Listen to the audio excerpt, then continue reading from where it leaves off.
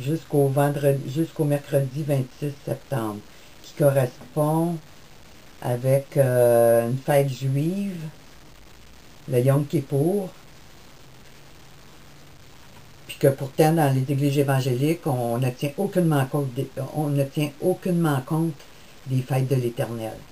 C'est Noël, l'Halloween, Pâques, toutes les fêtes païennes qu'on a christianisées. Mais les fêtes de l'Éternel, on n'en tient pas compte. Mais là, journée de repentance, on les appelle, on parle du Yom Kippour, comme par hasard.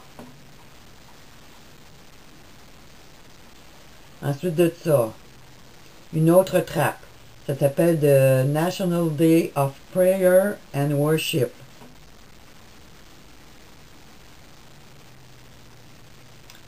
Alors, c'est pour tous les chrétiens, toutes les églises, pour les jeunes, pour les leaders et intercesseurs. On nous dit que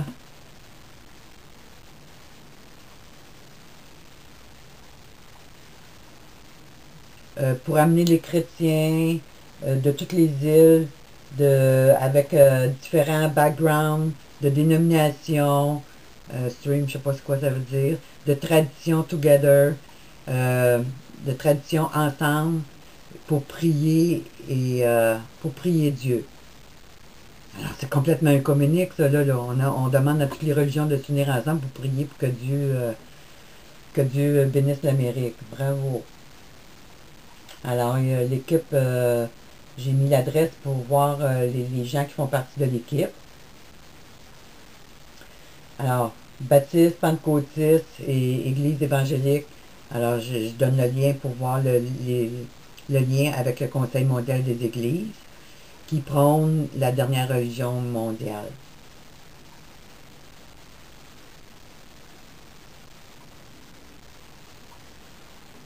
Ah oui, puis cette église, ça, c'était en Ukraine, ça, je pense. Hein? Oui, c'est ça, c'est celle-là que je parlais tantôt. C'est au Royaume-Uni, pas en Ukraine, mais au Royaume-Uni. Ce qui est intéressant dans celle-là, c'est que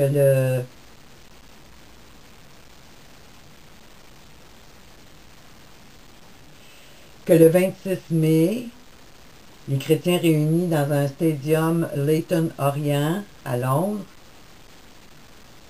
c'est qu'on a déclaré Jésus comme étant le Dieu des Jeux olympiques, puis qu'on demandait de prier pour tous les aspects de ces Jeux.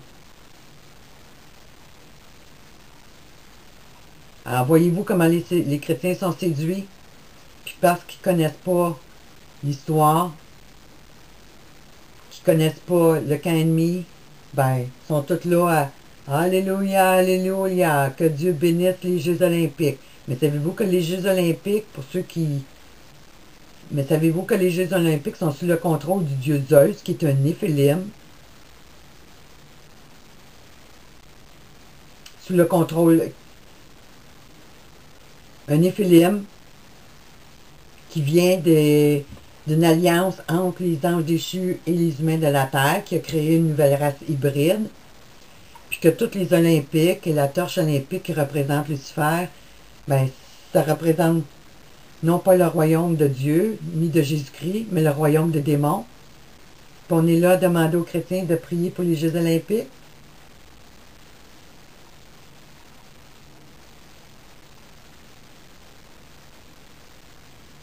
Puis on demandait aussi aux chrétiens de prier pour le jubilé de la reine Élisabeth. Alors que la reine Élisabeth, elle est complètement vendue à ce pouvoir satanique, à ce nouvel ordre mondial, et que c'est peut-être elle-même une reptilienne, un démon avec une peau humaine, et qu'elle fait partie de la puissante société secrète The Order to the Gate, The Order to the Guard. Hello! Ding ding, chrétiens, réveillez-vous! Une autre réunion qui a lieu le 25 septembre aux États-Unis.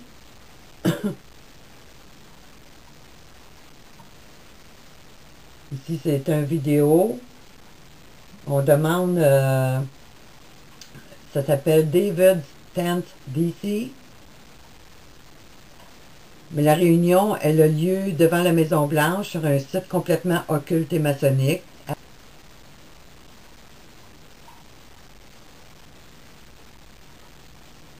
Puis la personne qui est en lien avec cette vidéo, ben, quand on regarde les liens qu'il y a avec le groupe de God TV, un groupe de leaders du mouvement évangélique qui sont tous associés au Vatican.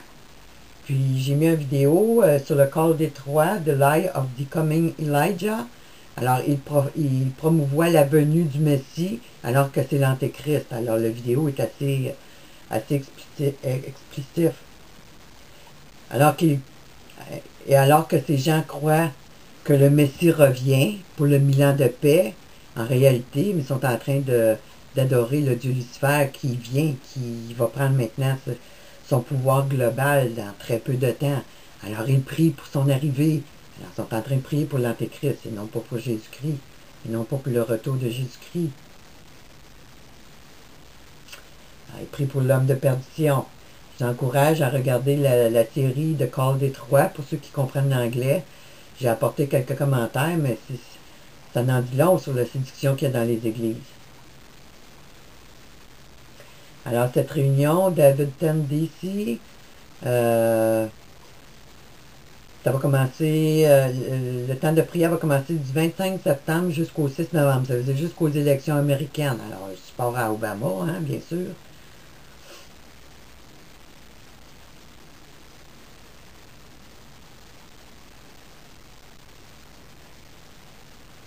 Alors ici aussi, on parle des 40 jours de prière. Alors voyez-vous, tous les liens, là, c'est encore avec Billy Graham, puis l'autre, que je vous ai parlé tantôt.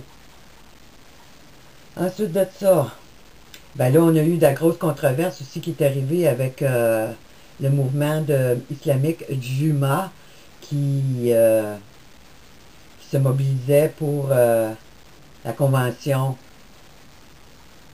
démocrate aux États-Unis, puis qui avait été invité. Les musulmans avaient été invités, ça s'appelle Charlotte 2012, et les musulmans avaient été invités à venir prier pendant 2 heures pour cette convention devant la Maison-Blanche. Alors ça a fait tout un tollé, puis ça a amené beaucoup de séduction là, parmi tout ce qui se passait. Finalement, ils ont eu supposément juste 200 personnes, puis là, il y en a un qui a dit « Ah, ça a été cancellé, ah, ça venait pas de nous autres, puis tout ça. » Voyez-vous, là, c'est toujours la confusion, puis... je sais jamais où ça en va, mais pourtant, quand on regarde de plus près, les leaders religieux qui étaient reliés à ça, ben, ils appellent tout, c'est des musulmans radicaux qui appellent à la destruction de l'Amérique pure et simple. Alors, il y a une vidéo rattachée à ça, qui s'appelle Juma at the 2012 DNC, du 31 août au 1er septembre. La grosse gamique avec tout ce qui a rapport à cette convention de M. Obama. Alors, ici, on a le cardinal Dolan qui annonce qu'il va donner une prière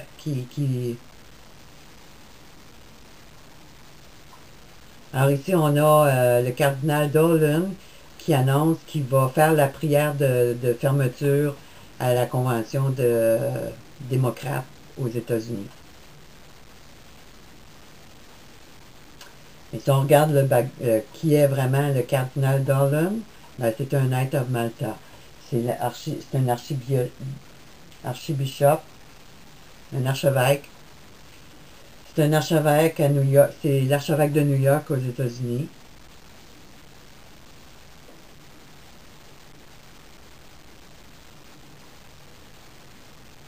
Puis dans un de ses vidéos, ben, il dit qu'il est contre Obama, qu'il est en train d'unir les catholiques contre Obama, alors que c'est les autres qui l'ont mis là.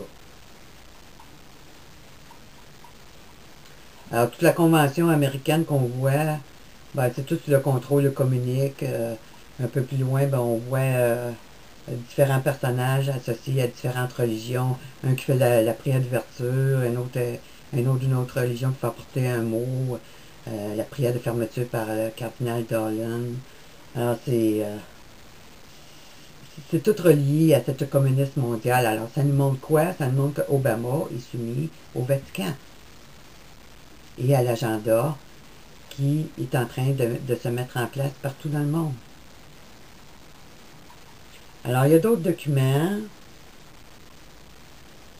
Alors ici, on a Billy Graham qui demande, qui fait un appel pour un président chrétien. Puis là, on sait très bien que derrière la porte, Billy Graham supporte le président Obama. Mais dans cet article-là, il dit « Ah non, non, non, it's again, c'est contre Dieu de supporter des non-chrétiens, Romney et Obama. » Mais pourtant, tous ces liens avec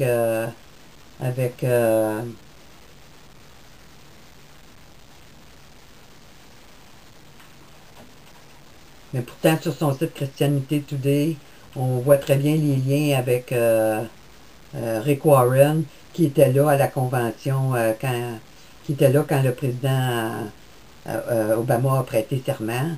Puis, il a toujours fait la promotion de cet évangile libertin, global, sous le signe de la chrétienté.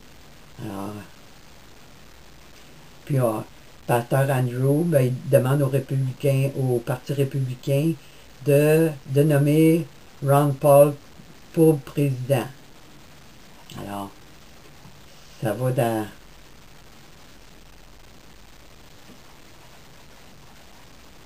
Alors, le fait que ce document, ben, c'est en rapport avec Billy Graham, puis de ne pas voter pour Obama et Romney, puis que juste la ligne après, on dit de voter pour Ron Paul, qui est un sataniste aussi de haut niveau, ben, on voit le jeu qui se joue. C'est encore l'ennemi qui garde le pouvoir.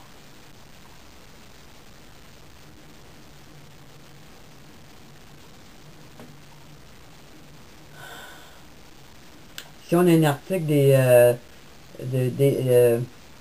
Carl Anderson, qui est un leader suprême des Knights of Columbus, qui demande de considérer une issue, de considérer l'issue quant aux prochaines élections aux États-Unis.